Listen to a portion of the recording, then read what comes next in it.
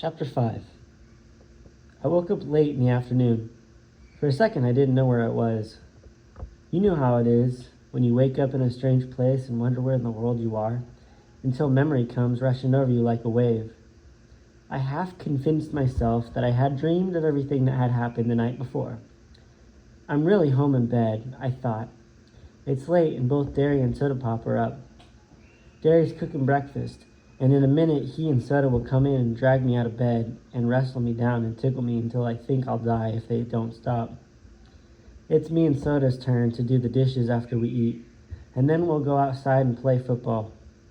Johnny and Two-Bit and I will get Derry on our side, since Johnny and I are so small and Derry's the best player. It'll go like the usual weekend morning. I tried telling myself that while I lay on the cold rock floor, wrapped in Dally's jacket and listening to the wind rushing through the trees' dry leaves outside. Finally, I quit pretending and pushed myself up. I was stiff and sore from sleeping on that hard floor, but I had never slept so soundly. I was still groggy. I pushed off Johnny's jeans jacket, which had somehow got thrown across me, and blinked, scratching my head. It was awful quiet, with just the sound of rushing wind in the trees. Suddenly, I realized that Johnny wasn't there. "Johnny?" I called out loudly, and that old wooden church echoed me. "Ani, Ani." I looked around wildly, almost panic-stricken, but then caught sight of some crooked lettering written in the dust of the floor. "Went to get supplies.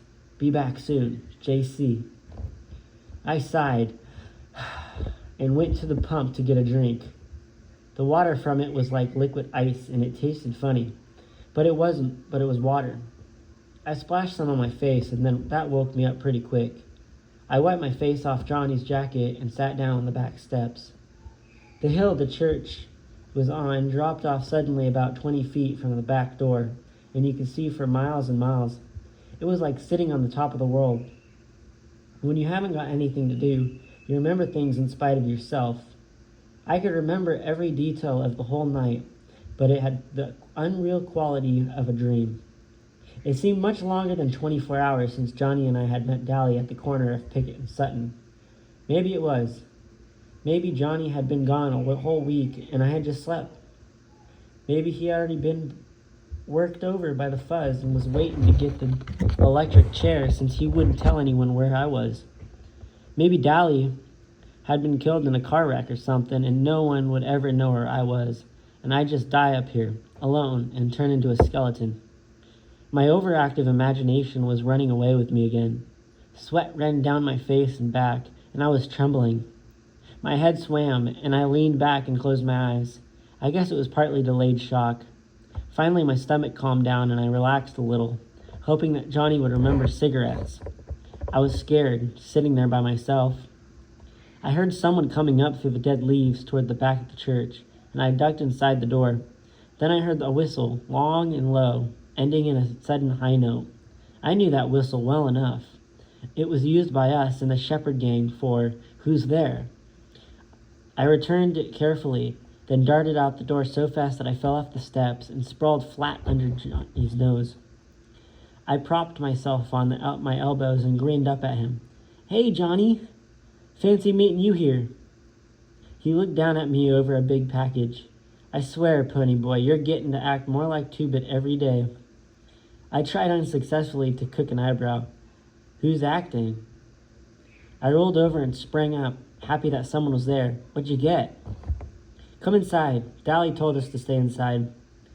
We went in. Johnny dusted off a table with his jacket and started taking things out of the sack and lining them up neatly.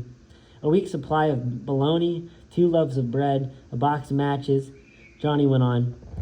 I got tired of watching him to do it all, so I started digging into the sack myself. Whee! I sat down on a dusty chair and stared. "A paperback copy of Gone with the Wind? How'd you know I always wanted one?" Johnny reddened. "I remembered you saying something about it once. And me and you went to see that movie, remember? I thought you could always maybe read it out loud and help kill time or something." "Gee, thanks." I put the book down reluctantly. I wanted to start it right then. Peroxide? A deck of cards? Suddenly I realized something. Johnny, you ain't thinking of... Johnny sat down and pulled out his knife. We're going to cut our hair, and you're going to bleach yours. He looked at the ground carefully. They'll have our descriptions in the paper. We can't fit him. Oh, no. My hand flew to my hair. No, Johnny, not my hair. It was my pride. It was long and silky, just like Soda's, only a little redder. Our hair was tough. We didn't have to use much grease on it. Our hair labeled us as greasers, too. It was our trademark. The one thing we were proud of. Maybe we couldn't have Corvairs or Madras shirts, but we could have hair. We'd have to have anyway if we got caught. You know, the first thing the judges does is make you get a haircut. I don't see why, I said sourly. Dally could just easily mug somebody with short hair. I don't know either. It's just a way of trying to break us. They can't really do anything to guys like Curly Shepherd or Tim. They've had about everything done to them, and they can't take anything away from them because they don't have anything in the first place. So they cut their hair. I looked at Johnny imploringly. Johnny sighed. I'm going to cut mine too, and wash the grease out, but I can't bleach it. I'm too dark-skinned to look okay blonde. Oh, come on, pony boy, he pleaded. It'll grow back. Okay, I said, wide-eyed. Get it over with. Johnny flipped up the razor edge and switched, and holding my hair, and started sawing on it. I shuddered. Not too short, I begged. Johnny, please. Finally, it was over with. My hair looked funny, scattered all over the floors in tufts. It's lighter than I thought it was, I said, examining it. Can I see what I look like now? No, Johnny said slowly, staring at me. We gotta bleach it first. After I'd sat in the sun for 15 minutes to dry the bleach, Johnny let me look in the old cracked mirror we found in the closet. I did a double take. My hair was even lighter than Soda's. I'd never combed it to the side like that. It just didn't look like me. It made me look younger, and scared her too. Boy, howdy, I thought, this really makes me look tough. I looked like a blast pansy. I was miserable. Johnny handed me the knife. He looked too scared too. Cut the front and thin out the rest. I'll comb it back in after I wash it. Johnny, I said tiredly, you can't wash your hair in that freezing water in this weather. You'll get a cold. He only shrugged. Go ahead and cut it. I did the best I could. He went ahead and washed it anyway, using the bar of soap he bought. I was glad I hadn't to run away with him instead of with Two-Bit or Steve or Dally. That would be one thing they'd never think of, soap.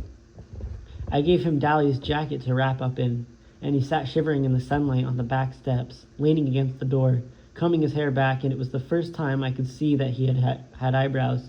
He didn't look like Johnny. His forehead was whiter where his bangs had been. It would have been funnier if we had been so scared. He was still shivering with cold. I guess, he said weakly. I guess we're disguised. I leaned back next to him suddenly. I guess so. Oh, shoot, Johnny said with fake cheerfulness. It's just hair. Shoot nothing, I snapped. It took me a long time to get that hair the way I wanted it, and besides, this just ain't us. It's like being in a Halloween costume we can't get out of. Well, we got to get used to it, Johnny said with finality. We're in big trouble, and it's our looks or us. I started eating a candy bar. I'm still tired, I said. To my surprise, the ground blurred, and I felt tears running down my cheeks. I brushed them off hurriedly. Johnny looked as miserable as I felt. I'm sorry I cut your hair off, pony boy. Oh, it ain't that, I said between bites of chocolate. I mean, not all of it. I'm just a little spooky. I really don't know what's the matter. I'm just mixed up. I know, Johnny said through chattering teeth as we went inside. Things have been happening so fast. I put my arm across his shoulder to warm him up. Two-Bit should have been in a little one-horse sword. Man, we're in the middle of nowhere. The nearest house is 2 miles away. Things were lying on the wide open, just waiting for somebody slick like Two-Bit to come and pick him up. He could have walked out with half that store. He leaned back beside me and I could feel him trembling. Good old Two-Bit, he said in a quivering voice. You must have been as homesick as I was. Remember how he was wisecracking last night? I said. Just last night we were walking Sherry and Marcia over to Two-Bit's. Just last night we were laying on the lot, looking up at the stars and dreaming. Stop it, Johnny gasped from between chattering teeth. Shut up about last night. I killed a kid last night. It couldn't have been over 17 or 18, and I killed him. How'd you like to live with that? He was crying. I had him look like Soda had held him the day we had found him lying in the lot. I didn't mean to, he finally blurted out. But they were drowning you, and I was so scared. He was quiet for a minute. There's such a lot of blood in people. He got up suddenly and began pacing back and forth, slapping his pockets. What are we gonna do? I was crying by then. It was getting dark and I was cold and lonesome. I closed my eyes and leaned my head back, but their tears came anyway. This is my fault, Johnny said in a miserable voice. He had stopped crying when I started. For bringing a little 13-year-old kid along. You ought to go home. You can't get in any trouble. You didn't kill him. No, I screamed at him. I'm 14. I've been 14 for a month. And I'm as much as you are. I'll stop crying in a minute. I can't help it. He slumped down beside me. I didn't mean it like that, Pony. Don't cry, Pony. We'll be okay. Don't cry. I leaned against him and bawled until I went to sleep. I woke up late that night. Johnny was resting against the wall, and I was sleeping on his shoulder. Johnny, I yawned. You awake? I was warm and sleepy. Yeah, he said quietly. We ain't gonna cry no more, are we? Nope. We're all crying now, out now. We're getting used to the idea. We're gonna be okay now. That's what I thought, I said drowsily. Then for the first time since Dally and I had sat down beside those girls all the nightly double, I relaxed. We could take whatever was coming now. The next 4 or 5 days were the longest days I've ever spent in my life. We killed time by reading Gone with the Wind and playing poker. Johnny sure did like that book, although he didn't want anything about the Civil War and even less about plantations, and I had to explain a lot of it. It amazed me how Johnny could get so much meaning out of some of the stuff in there than I could. I was surprised to be the deep one. Johnny had failed a year in school and never made good grades. He couldn't grasp anything that was showed at him too fast. And I guess his teachers thought it was just plain dumb, but he wasn't. He was just a little slower to get things, and he liked to explore things once he did get them. He was especially stuck on the Southern gentlemen, impressed with their manners and charm. I bet they were cool old guys, he said, his eyes glowing, after I had read the part about them riding into sure death because they were gallant. They remembered me, Dally. Dally, I started, startled. Shoot, he ain't got any more manners than I do. And you see how those girls the other night? Soda's more like them than Southern boys. Yeah, and the manners bit, and the charm, too. I guess, Johnny said slowly. But one night I saw Dally getting picked up by the fuzz, and he kept real cool and calm the whole time. They was getting him for breaking out the windows in the school building, and it was 2-Bit who did that. And Dally knew. But he just took the sentence without batting on his eyes or denying it. That's gallant. Well, then was the first time I realized the extent of Johnny's hero worship of Dally Winston. Of all of us, Dally was the one I liked the least. He didn't have Soda's understanding of Dash or 2-Bit's humor or even Derry's Superman qualities, but I realized that these three applied to me because they were all like heroes in novels I read. Dally was real. I liked my books and Clouds and Sunsets. Dally was so real he scared me. Johnny and I never went to the front of the church. You could see the front of the road from the road, and sometimes farm kids rode their horses by on their way to the store.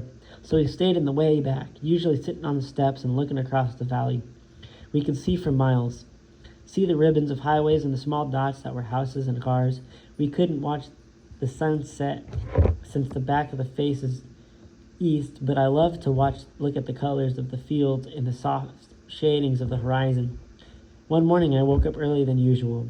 Johnny and I slept huddled together for warmth. Dally had been right when he said it would get cold anywhere we were going. Being careful and to not waken Johnny, I went to sit up on the steps and smoke a cigarette. The dawn was coming then. All the lower valley was covered with mist. Sometimes little pieces of it broke off and floated away in small clouds. The sky was lighter in the east. The horizon was a thin gold line. Clouds changed from gray to pink. Mist was touched with gold. There was a silent moment when everything held its breath, and then the sun rose. It was beautiful. Golly, Johnny's voice beside me made me jump. That was pretty. Yeah, I sighed, wishing I had some paint to do a picture with while at the sight was still fresh in my mind. The mist was what was pretty, Johnny said, all gold and silver. I said, trying to blow a cigarette. Too bad it couldn't stay like that a long time. Nothing could golds can stay. I was remembering a poem I read once. What? Nature's first green is gold, her hardest hues to hold. Her early leaves to flower, but only so an hour. Then leaves subside to leaves. And so Eden sank to grief, so dawn goes down to day. Nothing gold can stay. Johnny was staring at me. Where'd you learn that? That was what I meant. Robert Frost wrote it. He meant more to it than I am getting, though. I was trying to find the meaning the poet had in mind, but it eluded me. I always remembered because I never quite got what he meant. You know, Johnny said slowly, I never noticed colors, clouds, and stuff until you kept reminding me about them. It seems like they were never there before. He thought for a minute. Your family sure is family. Your family sure is funny. And what happens to be so funny? I asked stiffly. Johnny looked at me quickly. I didn't mean nothing. I meant, well, Soto kind of looks like your mother did, but he acts just like your father. And Darius spit an image of your father, but he ain't wild and laughing like the time like he was. He acts like your mother, and you don't act like either one. I know, I said. Well, I said, thinking it over. You ain't like any of the gang. I mean, I could tell you Two-Bit or Steve or even Derry about the sunrise and clouds and stuff. I couldn't even remember that the poem around them. I mean, they just don't dig. Just you and Soda. And maybe Cherry Valance. Johnny shrugged. Yeah, he said with a sigh. I guess we're different. Shoot, I said, blowing a perfect smoke ring. Maybe they are. By the 5th day, I was so tired of bologna I nearly got sick every time I looked at it. We had eaten all of our candy bars in the first 2 days. I was dying for a Pepsi. I'm what you might call a Pepsi addict. I drank them like a fiend. And going for 5 days without one was about to kill me. Johnny promised to get some if we ran out of supplies and had to get some more. But that didn't help me right then. I was smoking a lot more than I usually did, I guess because it was something to do. Although Johnny warned me that when I would get sick smoking so much. We were careful with our cigarettes. If that old church ever caught fire, there'd be no stopping it. On the 5th day, I had read up to Sherman's siege of Atlanta and Gone to the Wind. Owed Johnny $150 from poker games, smoked 2 packs of Camels, and as Johnny had predicted, got sick. I hadn't eaten anything all day, and smoking on an empty stomach doesn't make you feel great. I curled up in a corner to sleep off the smoke. I was just about asleep when I heard, as if it was from a great distance, a low, long whistle that went off in a sudden high note. I was too sleepy to pay any attention, although Johnny didn't have any reason to be whistling like that. He was just sitting on the back steps trying to read Gone with the Wind. I'd almost decided that I had dreamed the outside world and there was nothing really but bologna and sandwiches and Civil War, an old church, that mist in the valley. It seemed to me that I had always lived in the church, or maybe lived during the Civil War and had somehow got transplanted. That showed you what a wild imagination I have. A toe nudged me in the ribs. Glory, he said, a rough, familiar voice. He looks different with his hair like that. I rolled over and sat up, rubbing the sleep out of my eyes and yawning. Suddenly I blinked. Hey, Dolly. Hey, Pony. He grinned down at me. Or should I say Sleeping Beauty? I never thought I'd live to see the day when I would be so glad to see Dolly Winston. But right then he meant one thing. Contact with the outside world, and it suddenly became real. How's Soda? How are the fuzzes after us? Is Derry all right? Do the boys know where we are? What? Hold on, kid, Dolly broke in. I can't answer everything at once. You two want to go get something to eat first? I skipped breakfast and I'm about starved. You're starved? Johnny was so indignant he nearly squeaked. I remembered the bologna. Is it safe to go out? I asked eagerly. Yep. Dolly searched his shirt pocket for a cigarette and finding nothing, said, Got a cancer stick, Johnny Cake? Johnny tossed him a whole package. The fuzz won't be looking for you around here, Dolly said, lighting up. They think you're lit out for Texas. I've got Buck's T-Bird parked right down the road. Gosh almighty, boys, ain't you been eating anything? Johnny looked startled. Yeah, whatever you got. The idea we ain't. Dolly shook his head. You're both pale and you've lost weight. After this, get out in the sun more. You look like you've been through the mill. I started to say, "Look who's talking," but decided it would be safer not to. Dolly needed a shave. A stubble of a colorless beard covered his jaw, and he looked like he was the one who'd been sleeping in his clothes for a week instead of us. I knew he hadn't seen a barber in a month, but it was safer not to go mouthy with Dolly. "Hey, Pony," he fumbled with a piece of paper in his back pocket. "I got a letter here." "A letter? Who from?" "President, of course. Stupid. It's from Soda." "Soda," I said, bewildered. "But how did you—" "He came over to Buck's a couple of days ago for something and found the sweatshirt. I told him I didn't know where you were, but he didn't believe me. He gave me this letter and half his paycheck to give you. Kid, you ought to get to see Derry. He's talking this mighty hard." I wasn't listening. I leaned back against the side of the church and read, "Pony Boy. Well, I guess you got into some trouble, huh? Derry and me nearly went nuts when you ran out like that. Derry is awful sorry he hit you. You know he didn't mean. And then you and Johnny turned up missing and what with that dead kid in the park and Dolly getting hauled into the station. Well, it scared us, something awful. The police came by to question us, and we told them as much as we could. I can't believe little old Johnny could kill someone. I know Dolly knows where you are, but you'd know him. He keeps his trap shut and won't tell me nothing. Derry hasn't got the slightest notion of where you're at, and it nearly is killing him. I wish you'd come back and turn yourselves in, but I guess you can't, since Johnny might get hurt. You sure are famous. You got a paragraph in the newspaper even. Take care. Say hi to Johnny for us. Soda." He could improve his spelling, I thought after reading it through 3 or 4 times. "How come you got hauled in?" I asked. "Shoot, kid," he grinned woefully. "Them boys at the station know me by now. I get hauled in for everything that happens in our turf. While I was there, I kind of let it slip that y'all were heading for Texas. So that's where they were looking." He took a drag out his cigarette and cussed it a good naturally for not being a cool. Johnny listened in admiration. "You sure can cuss good, Dolly." "Sure can." Dolly agreed wholeheartedly, but proud of his vocab. "But don't you kids get to picking up my head habits."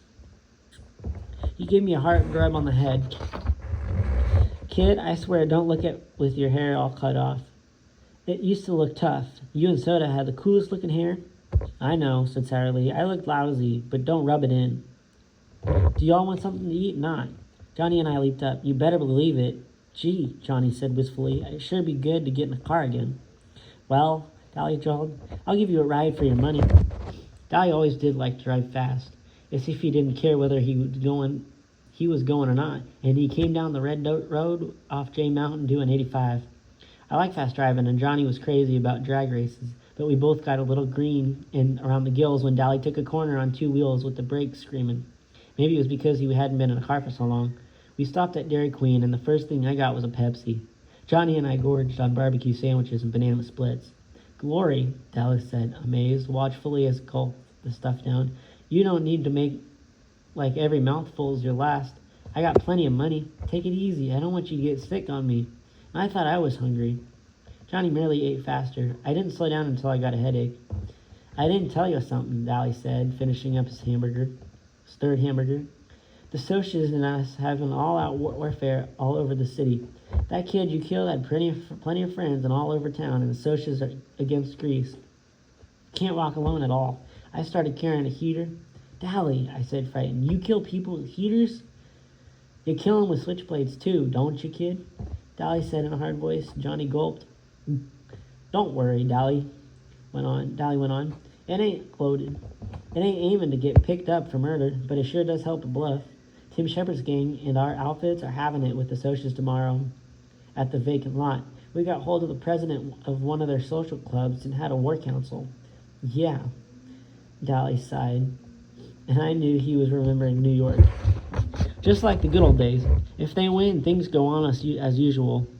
If we do, they stay out of our territory but good. Two-Bit got jumped a few days ago. Derry and me came along in time, but he wasn't having it too much trouble. Two-Bit's a good fighter. Hey, I didn't tell you we've got us a spy." "A spy?" Johnny looked up from his banana split. "Who?" "That good-looking broad I tried to pick up that night you killed the redhead. Cherry, what's her name? Page 84.